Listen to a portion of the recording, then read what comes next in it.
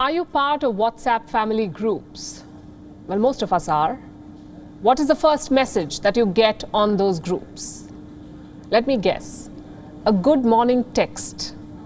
I know people mean well, but these messages have become the scourge of internet. Good morning with a blooming flower, good morning with a smiling baby, good morning with an inspirational quote. How many versions can Indians produce? Infinite, apparently. All these texts may seem fun and benign, but guess what? They're literally breaking the internet. If your phone is freezing a lot, or if your internet is taking forever to load, blame the good morning texts. They're clogging the internet. 1 in 3 Indian smartphone users runs out of space daily, 1 in 3. In the US, that number is 1 in 10. Where is this data going? Forwarded messages, pictures, GIFs, videos. And I know what you're thinking. Surely the internet is not so easy to break. But let me remind you of the numbers. India has 390 million WhatsApp users. 390 million. Many of them are active in multiple groups. That's good morning squared millions. Do you see the problem now? India's forwarded messages are creating a traffic jam, and the folks at Silicon Valley are clueless. Is there any reason for this obsession? Well, there is. And I'm afraid the culprits are older Indian citizens. They're new to WhatsApp. They're new to technology. This is their way of adapting to changing times. Basically, bring their normal life into WhatsApp. Just check your phones. Most of the forwarded messages will be from your older relatives. They have a set template. Sunflowers, babies, beautiful landscapes. It's all very sweet. Unfortunately, it's also making your phone slow.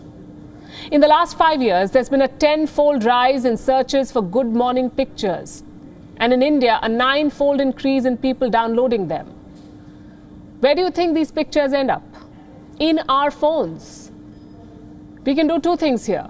1, use technology to remove all this junk. I'm talking about applications that clear your phone space. Dozens of them are available on the app market. Option number 2 is understanding the problem.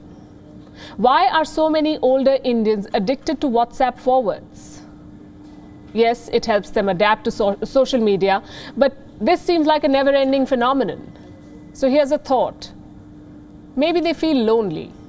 Maybe their children are in different cities. Maybe their health keeps them indoors. So social media becomes their life, their window to the world outside. They see something on the internet and they want to share. 1 message becomes a dozen forwards, and a dozen forwards become a million texts.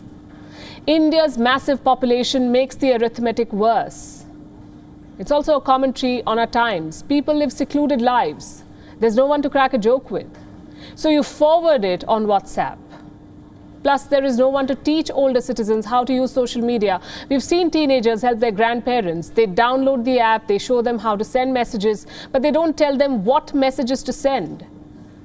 We find a million forwards irritating. They don't. In fact, they look forward to it. This is the main cause of India's forwards pandemic. But it's not the only one. There are some loose cannons on social media, both old and young. They share fake news, propaganda videos, sometimes even hateful content. Their agenda is quite clear, stirring trouble. And it's up to social media companies to take action. There's very little that society can do here. But let me end on a lighter note. You have sinister hackers trying to slow down the internet. You have Russians and North Koreans sending cyber bombs, all complicated stuff. And then you have Indians pausing the internet with a simple good morning. Beat that. WION is now available in your country.